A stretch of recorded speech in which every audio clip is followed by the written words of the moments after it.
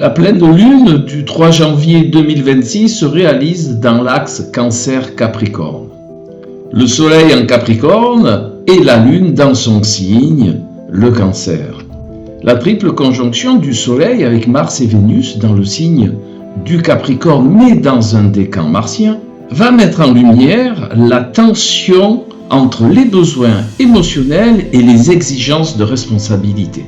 Le décan martien va amener cette touche qui va engendrer beaucoup plus d'activité qu'à l'habitude.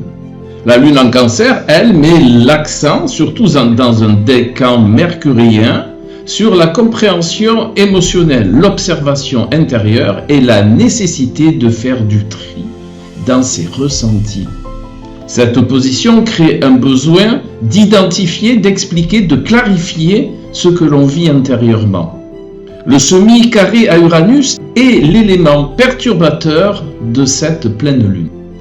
Cet aspect avec la lune amène obligatoirement des changements d'humeur, une prise de conscience inhabituelle ou une information dérangeante qui oblige à voir notre fonctionnement émotionnel de manière différente.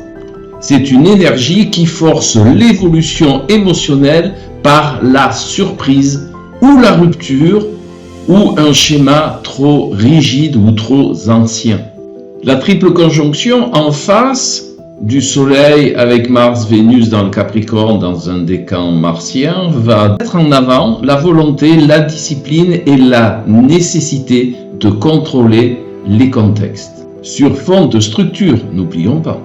Avec cette tonalité martienne, les choix affectifs vont être confrontés à la réalité.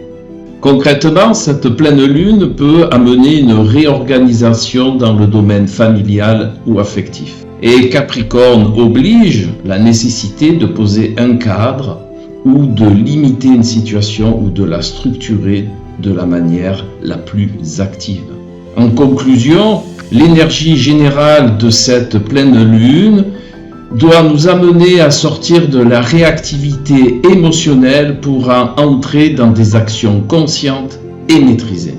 Les signes les plus touchés, Cancer, Capricorne, Taureau et toutes les personnes qui ont des facteurs astrologiques touchant les points de la pleine lune.